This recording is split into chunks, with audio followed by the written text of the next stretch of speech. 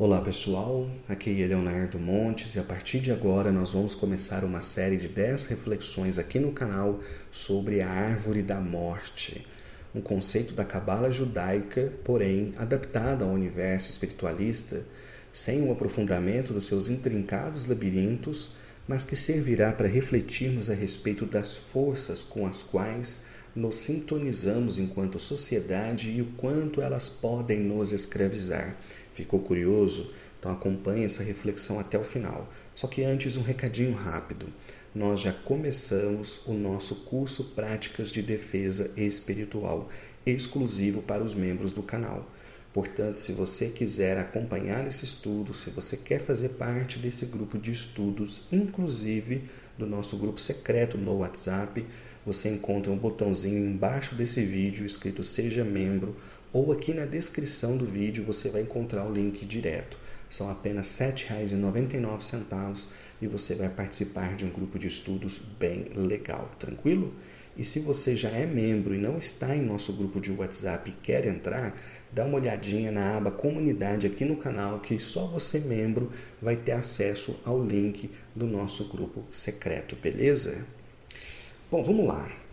Essas 10 reflexões que eu vou produzir são reflexões sombrias, diria até pessimistas, mas elas são importantes para a gente ter um olhar mais profundo sobre a maldade no mundo. Você provavelmente já se perguntou por que o mundo é do jeito que é? Por que as pessoas são tão egoístas? Por que tem tanta coisa para nos ferrar o tempo todo? Aqui a gente traz uma explicação nessa série de 10 reflexões, então sugiro que você acompanhe com atenção. E ao mesmo tempo, pesquisa sobre esse assunto, a Árvore da Morte, é muito interessante. Você vai encontrar várias palestras e vídeos aqui no YouTube que vão te ajudar a ter uma visão bem bacana, tá? Então, fica a recomendação. Bom, vamos lá. Quando uma pessoa se propõe a fazer o mal, consciente disso ou não, ela se conecta com estruturas energéticas poderosíssimas, que impulsionam sua vontade na realização dos seus desejos. Então, muitas vezes, sem perceber, o ser humano, por sua conduta e vontade, acaba se ligando a estruturas vazias, verdadeiras cascas do astral que apenas o alimentarão com tudo de ruim existente do outro lado da vida. É o que nós chamamos de clifas.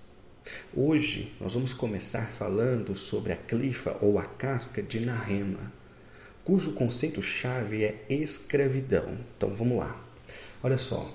Sempre que eu dou aula para os alunos do 7º ano, eu digo que escravidão, infelizmente, sempre fez parte do mundo. Brancos já escravizaram brancos. Por exemplo, romanos adoravam ter professores gregos como escravos para ensinar seus filhos. Negros já escravizaram negros. A escravidão entre os povos africanos é muito antiga. E, frequentemente, os portugueses compravam escravos que eram aprisionados em razão de guerras internas entre as diversas etnias do continente.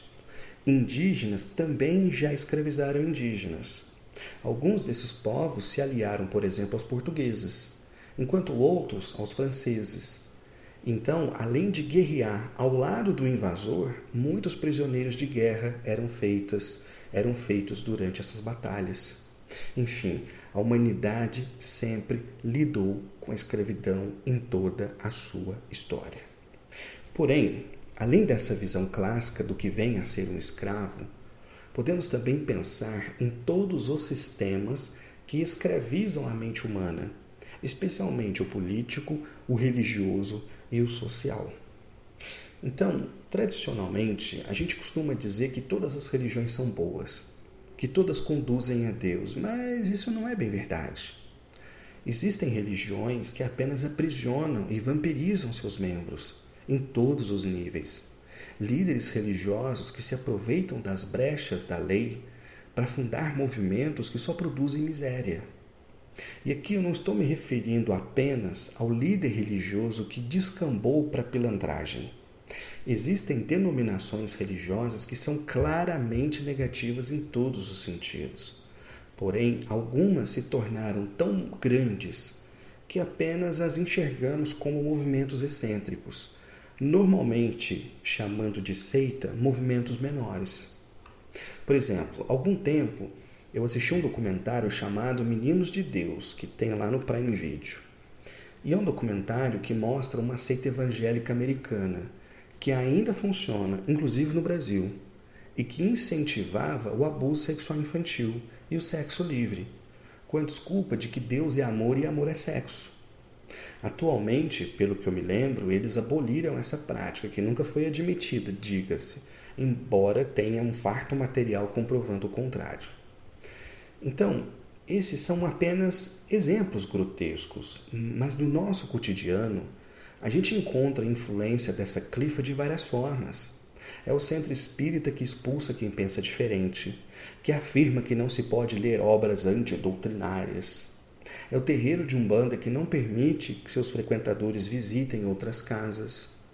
Então todas as religiões sofrem a ação de Narema, sendo possível encontrar as mais abjetas ações em todas as religiões, não escapa uma. Quem conhece a minha história, por exemplo, sabe que eu me afastei do primeiro centro espírita em que eu atuei porque o presidente mantinha um caso extraconjugal dentro do centro, com uma voluntária que também era casada e cuja família participava do centro. No entanto, a cegueira das pessoas era tão grande que mesmo depois que o caso veio à tona, uma parte dos voluntários culpou os traídos, que eram voluntários da instituição, ficando do lado do presidente, que até hoje comanda a instituição com mão de ferro. É um centro espírita. Você não imagina isso quando você pensa em centro espírita, né? Pois é, aconteceu. É parte da minha história de vida. Então, é bom lembrar que essa clifa fala de escravidão, de aprisionamento, cegueira. Então você que está me ouvindo agora, observa muito bem como está a sua vida religiosa, o local que você frequenta, porque você pode estar acorrentado numa seita com pretensão de posse exclusiva da verdade, e que, no entanto, é tão falsa quanto a mais maluca das igrejas que você aponta o dedo e ri. Então, vamos para outro assunto, né? E o que dizer da política? O nosso país viveu, nos últimos anos, processos inacreditáveis de acirramento político, como eu nunca imaginei ver. Os principais movimentos políticos se acusam o tempo todo, sem se perceberem como lados de uma mesma moeda. Quanta ideologia extrema de um lado e de outro dividiu famílias, rompeu com amizades e praticamente incendiou o país de norte a sul. Eu creio que não é preciso ir longe para dizer que existem alas políticas completamente parasitárias, que vivem de criar mentiras e arregimentar pessoas para suas ideologias completamente fantasiosas, a respeito de um mundo utópico que apenas escraviza o indivíduo que voluntariamente se entrega a essas seitas políticas. As redes sociais, por exemplo, que deviam, a princípio, nos levar para o novo patamar de comunicação e socialização, nos tornou ainda mais intolerantes a partir do momento em que o Deus chamado algoritmo aprendeu a entregar apenas aquilo que a pessoa assiste. O que faz com que o fanático político tenha cada vez mais certeza das suas convicções, porque ele só se alimenta de quem pensa igual a ele. Observa, por exemplo, os programas de televisão hoje em dia. É fácil reconhecer aqueles que são de direita, de esquerda, de centro, né? E nós vamos voltar a eles em algum outro momento. No entanto, observa como praticamente não existe mais programa de debate que explora várias opiniões, em que as pessoas discutem com respeito, argumentando, mostrando seus pontos de vista. É só ataque e ridicularização, é lado A contra lado B. E no meio você fica louco, é fogo vindo de tudo quanto é lado, e você perdido sem saber em que acreditar, quem está certo, quem está errado, não é? Às vezes eu vejo vídeos de deputados, né, que hoje a mania deles é essa, né? Eles vão lá, em vez deles trabalharem pelo bem do Brasil, eles estão fazendo toda hora vídeo para alimentar os seus rebanhos, né? E isso, repito, tanto de direita quanto de esquerda. E às vezes eu assisto esses vídeos e eu fico pensando, gente, são esses caras que vão fazer as nossas leis? Esses caras que vão dizer o que é certo ou errado para o país? Dá um medinho. Então, assim, o aprisionamento mental que a disputa política traz é incrível. Assim como é incrível a quantidade de pessoas que acreditam na existência de um Salvador. Alguém a quem vamos entregar o destino do país e implorar de joelhos para que ele nos salve. Mas, na verdade, a imensa maioria dos políticos vê nos cargos públicos uma maneira de se enriquecer. Tanto faz se é de direita, de esquerda ou de centro, o cara só quer sugar. O indivíduo dominado pela ideologia política é incapaz de dialogar com quem pensa diferente. Trata a todos como inimigos e conversa como o mais fanático dos religiosos a respeito da sua verdade, a que todos concordariam, segundo ele, se conhecessem as suas fontes. O problema é que, enquanto o indivíduo está agitando a bandeira do seu partido e venerando o seu político de estimação, a vida escorre entre os dedos. Sua reforma íntima fica de lado, a família fica esquecida. E assim, sem perceber, ele próprio se prende satisfatoriamente em sua prisão ideológica, até que venha a morte e o leve enlouquecido para o astral. Bom, e por fim, a sociedade, né? Existem alguns pensadores que dizem que a escravidão não acabou, ela apenas se modernizou. Ao invés de amontoar pessoas numa senzala e chicoteá-las, a lógica adotada foi a de transformá-las em consumidores.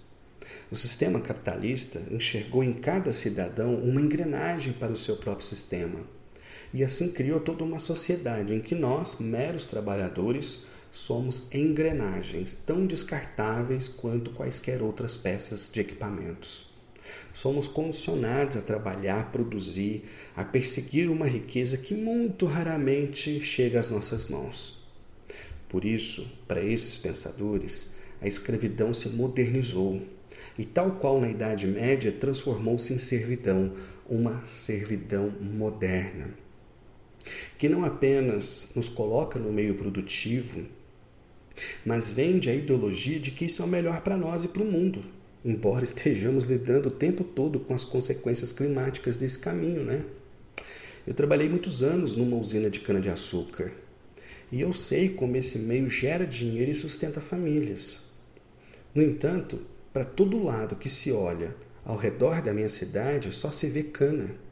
Milhares de árvores, por centenas de quilômetros quadrados, foram derrubadas para que houvesse esse mar verde, que onde eu trabalhava sequer produzia riqueza para o próprio país, já que a maioria do combustível é para exportação. Existem estudos hoje que relacionam mudanças climáticas locais ao plantio da cana-de-açúcar. E não há uma viva alma que eu conheça, acima dos 50 anos de idade, que não diga em alto e bom tom que não faz mais frio em Uberaba como se fazia 50 anos atrás. Todos concordam que o frio perdeu intensidade, que a cidade está mais quente do que nunca. E existem os que apostam na cana como uma possível explicação para isso, eu inclusive, diga-se. Então, talvez nesse momento você esteja pensando, mas o socialismo seria melhor que o capitalismo? Honestamente, apesar de pensar que sim, que é um sistema teoricamente mais justo, na prática eu duvido muito. Porque o ser humano é sempre ser humano, independente do ismo que ele carrega no peito. Os sistemas políticos, econômicos e sociais nos quais nos encontramos servem ao mesmo propósito, enriquecer uma pequena casta e fazer de gado o restante. E não, eu não estou falando de Illuminati ou qualquer seita maluca. Eu estou falando do velho egoísmo que existe no coração de cada pessoa bem intencionada, mas que quando chega no poder, meu amigo, 99,9% se corrompem. Claro que essa é a minha visão pessimista aqui, mas realmente eu acredito nisso. A pessoa sempre vai ver o seu primeiro, e se der, talvez, quem sabe, ela olhe o do outro. E quanto mais ela sobe na hierarquia do mundo, menos outro ela enxerga. Enfim, nós nunca estivemos tão escravos quanto hoje. Quando eu era criança, eu ouvia dizer que a tecnologia pouparia o homem do trabalho. Você, trabalhador que está me ouvindo agora, você sente que você está sendo poupado? Porque a gente nunca teve tanta tecnologia, mas eu penso que a gente nunca trabalhou tanto. A cada ano que passa, eu tenho a impressão de que eu preciso trabalhar mais para ganhar menos. Então, estamos ou não estamos num processo de servidão moderna? Aliás, tem um documentário muito bom sobre isso no YouTube. Enfim, seja como for, a Clifa de Narrema nunca esteve tão voraz e nunca aprisionou tantos corações presos em suas ideologias, fantasias e sistemas aos quais quase sempre voluntariamente o ser humano se acorrenta. É isso, pessoal. Até a nossa próxima reflexão sombria. Um abraço.